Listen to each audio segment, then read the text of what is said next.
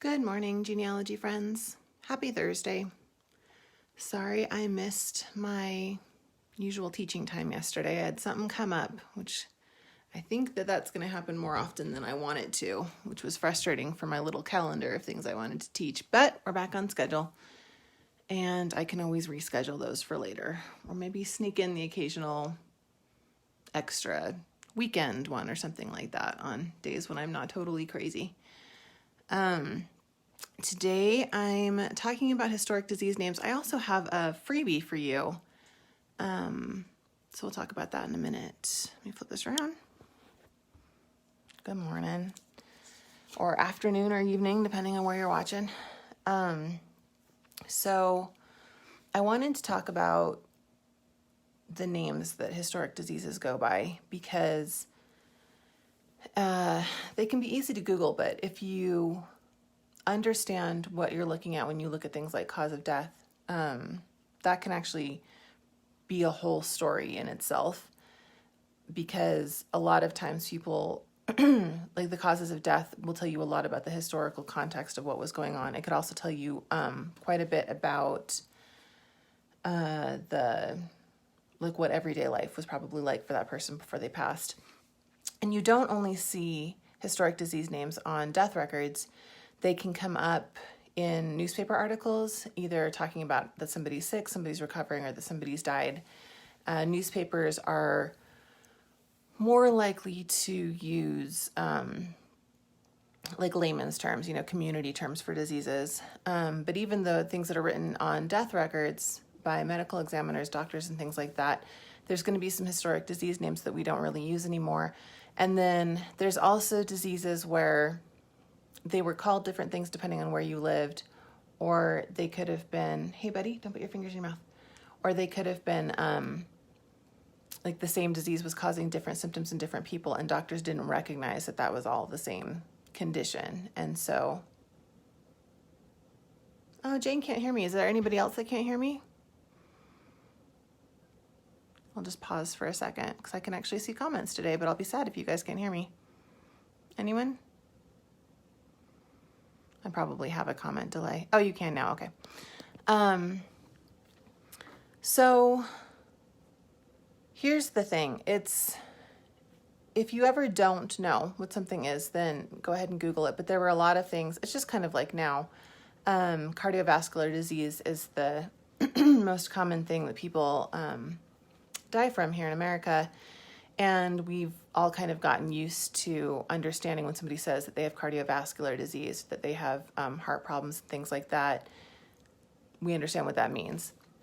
So you go back 100, 150 years, and if somebody's talking about having yellow jacket or pox or French pox or, I don't know, domestic malady, which is that's probably one of my least favorites ever. People would have known what that meant, and they would have known that kind of would suggest something about how that person was living. It's good to get on that page as you're doing your research.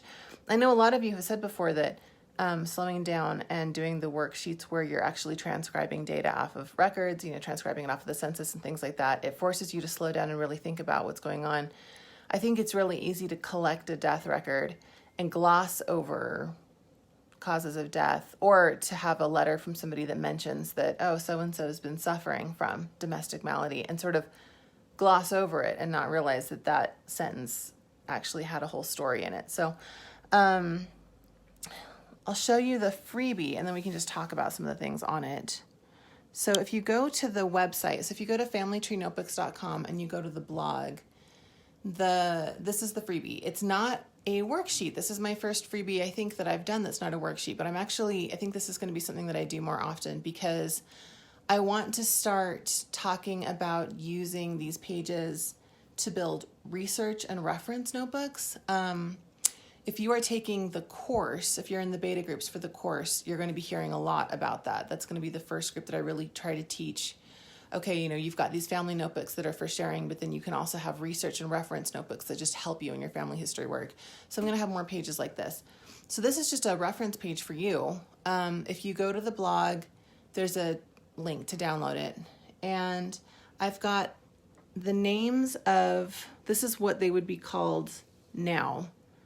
So edema, gangrene, jaundice, things like that. And then following that is the historic terms. I've seen other lists like that. This is not comprehensive, and I'm not the only person that has done this. A lot of the lists that I found would actually they'd be alphabetical by the historic term, probably so that you could look up, okay, this is on the death record and I don't know what it means. This list is it's more so that you can get familiar with these terms so that when you see them, you recognize instantly what you're looking at. That's what this page is for. And you can see some of these, there's only one term, and then some of these. Depression was known as black dog, domestic malady, melancholia, and domestic illness. And, if you knew that your ancestor was suffering from black dog, that probably wouldn't be immediately clear. Malaria was another one that had quite a few different names, and it could depend on where you live. I only put the ones that I've seen more commonly, but like malaria could also be referred to as Louisiana fever, but really only if you were like in and around Louisiana. So yellow fever down at the bottom is another one where you've got different names. Let me flip this back around. And some of the names are really telling, dock fever for yellow fever. Typhus was known by a lot of different things. It could be known by camp fever, jail fever, ship fever. And the thing about typhus, so typhus, if you're not familiar, typhus still exists. All of these still exist. Typhus is a disease that is caused by, it's carried by insects, like a lot of the things on this page, to be honest. So you're going to see this a lot more in crowded areas that have poor sanitation. The interesting thing about typhus is that there's actually not just one kind of typhus. There's different kinds of typhus that are spread by different things. Like you can get typhus from lice, you can get typhus from fleas, and you can get typhus from chiggers. But I think that they all carry like a slightly different form of typhus. But again, historically, typhus was typhus. It's just that then you are in regions where like typhus might look a little bit different depending on where you are, and doctors might not have recognized. But yeah, typhus was referred to as things like jail fever, camp fever, ship fever, because it was really common when men were crowded together in those situations, and they couldn't escape fleas and lice. It's also typhus outbreaks happened in places like the poorer parts of London where people were crowded together, and housing was tight, and you didn't have a lot of access to clean water, and you couldn't do a lot of laundry and things like that. Things that are spread by fleas, I'm sure that you guys are probably familiar with the fact that the Black Plague, bubonic plague, was spread by fleas. Those, you are going to see, that's sort of like the story behind that is that person was in a situation where they didn't have access to clean laundry. And yeah, like we talked about. Other things like that are spread by insects like malaria and yellow fever, which has also been known as American fever. There was actually a terrible yellow fever outbreak near the American Revolution. That's really interesting if you're into that kind of thing. That was spread by mosquitoes. So you have more of an outbreak in popular, like highly dense communities. Densely populated. That's what I wanted to say. I'm like, how do I rearrange those words to say what I mean? Densely populated communities. But then you could have, if you think about colonial America, you have got neighborhoods where, excuse me, where you do have kind of crowded housing, and maybe people are, they're more poor and they don't have a lot of access to certain things. But you didn't have, colonial America didn't have the kind of crowded, super conditions of fleas and things like that. You also had poor neighborhoods that really weren't that far from the not poor neighborhoods where people did have access to clean laundry, where they might have had maids, etc. But when you're talking about something that's spread by mosquitoes in the summer, then you're just talking about people who live in a community, people who live in a city with each other. So then you've got yellow fever outbreaks that are happening just because it's wherever the mosquitoes can fly to. And doctors would track those things, and they've got, you're fine, Betty. Sorry, I've got a small audience today. They have names that, like dock fever is one of the names for yellow fever, and it suggests the fact that if you're down by the water a lot, does that make sense? I hope that I'm making sense, but they didn't always know that it was caused by mosquitoes, but they were obviously able to track that if you were in areas where mosquitoes were likely to be, so areas that were more humid, in, warmer weather and things like that, then there were these outbreaks of yellow fever. So you'll have historical names that reflect that. And it's just good to be familiar with things like this. Caveats: there were gender biases in both diagnosing medical conditions and in access to healthcare. I don't know what the numbers are now, but historically, women didn't have as much access to just regular healthcare, regular doctors. Women would be seen by midwives, and women were commonly diagnosed with things that had to do with being a woman.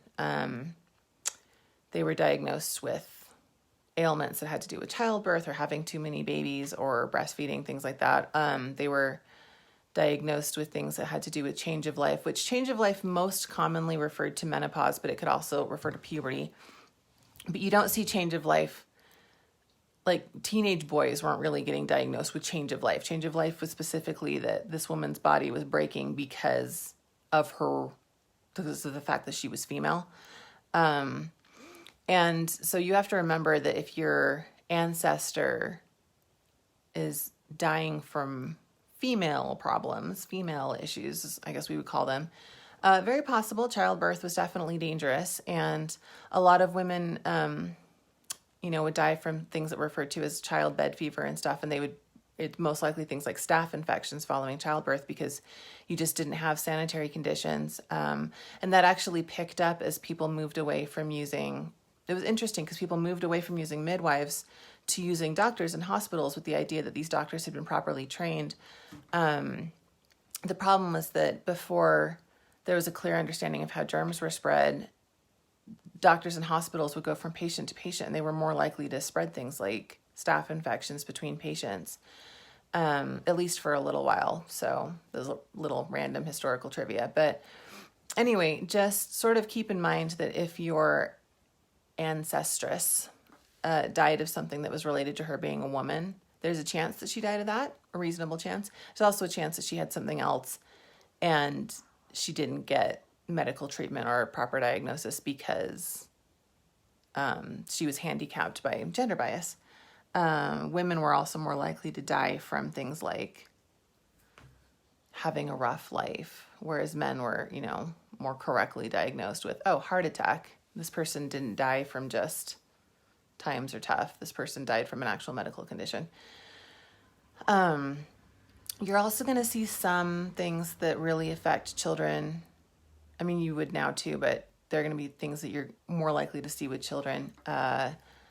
Summer sickness, sometimes called summer fever, but I think it was more commonly known as summer sickness. It's not on here because these are historic disease names.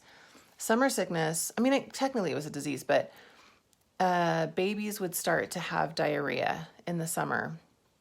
And especially if the babies were already, in the failure to thrive category, maybe they were suffering from a little bit of malnutrition, or if they were very new, because diarrhea is really dangerous, the babies could die from it actually pretty fast. And what we know now is that summer sickness was caused by spoiled milk, the milk that was left out in the heat and then fed to the babies, and it gave them diarrhea, and they weren't able to handle, the loss of water and the stomach upset.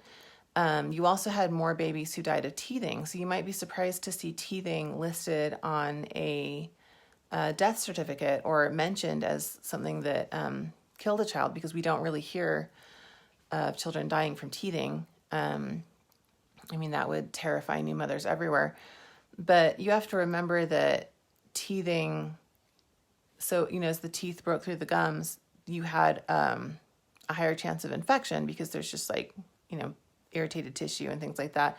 And if babies were already being fed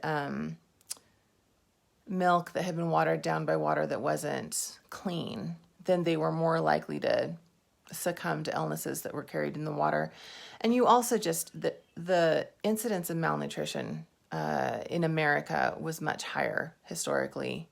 I mean, it's sad. Malnutrition is also something that hasn't gone away. Millions of children die from malnutrition every year still, but obviously there are certain areas where malnutrition is much less likely to be the cause of death. But historically, malnutrition happened because a woman wasn't producing enough milk, because the woman herself wasn't getting enough nutrition. That's that historical thing of if there wasn't enough food to go around, the mom was going to be the first person to take a little less. I mean, socially, she would be expected to be the first person to take a little less, to skip a meal, to make sure that she gave meat to her husband or children if they had it. And, if her husband was involved in outside labor and she was at home, we can see how socially that would sort of make sense. But when you had women who were very often pregnant or breastfeeding, what we know now is that woman is in need of more nutrition, or the child is going to suffer. So if you can imagine a child being born where the mom through her pregnancy didn't get enough to eat, the mom continues to not get enough to eat, she doesn't make enough milk, and so in order to make sure that her baby's not hungry, she adds water that she's getting from some community barrel that isn't clean. That baby,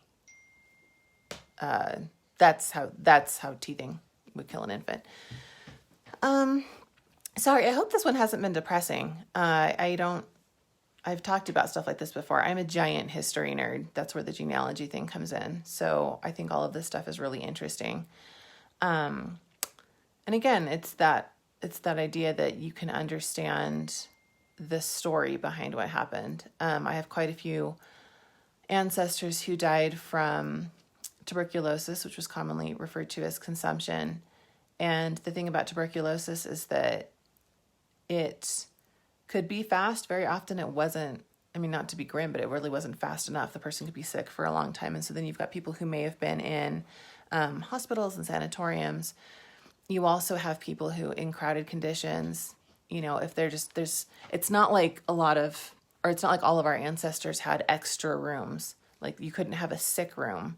If you are a family of 8 and you're sharing 2 rooms, or you're sharing 1 room, then you're going to have somebody sharing the room with the person that has tuberculosis, which of course causes coughing, is highly contagious.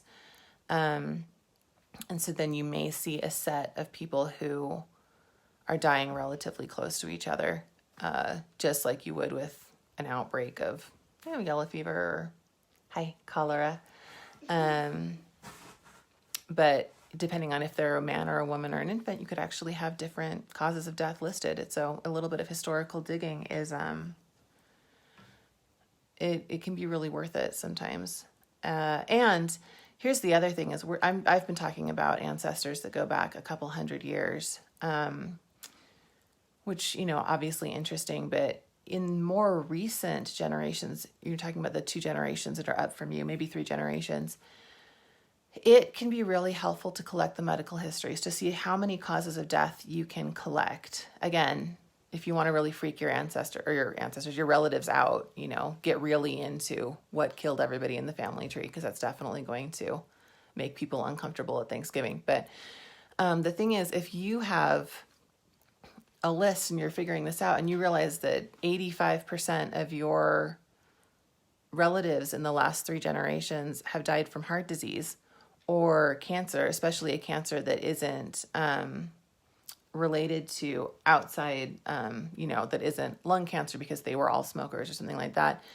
If you've got breast cancer and colon cancer that run heavily in your family, if you have a whole lot of diabetes, if you have a whole lot of arthritis that seems to appear at a certain point in somebody's life, this is not information that isn't relevant to you now. This isn't just historical decorative information. If everybody in my family has diabetes, I'm going to mention that to my doctor. We're going to start looking for signs of diabetes earlier. And again, you have to remember, living relatives, you could call up all of your aunts and demand to know what medical conditions they're living with. I guess it would depend on the relationship you have with your aunts. Pretty sure that most of my aunts would tell me. But, recognize that that's That's a violation of privacy in many families. But yeah, that could be another reason for gathering these records, because if a certain medical condition is sort of stalking your family tree, then I would not keep that to yourself. I'm sorry, I'm distracted. I've got somebody who is wildly not interested in genealogy, but he was failing to be quiet while I wanted to teach. So I told him he had to come in and learn about historical diseases. My children are going to hate genealogy because they've been punished by genealogy lectures for large periods of their life. But I'm telling you, my 4-year-old probably knows more about typhus than any 4-year-old in the neighborhood. Okay, well, anyway, if you want the freebie, it's on the blog. It's the most recent blog post. If you're watching this video later, just search for medical. That'd be something you could search for on the website, or you can always go to the blog archives and see a list of all of the blog posts by title, and you can find it there. And yeah, I will be back on tomorrow. I cannot imagine that something's going to come up tomorrow, so I should see you tomorrow with a different video. Have a good rest of your Thursday.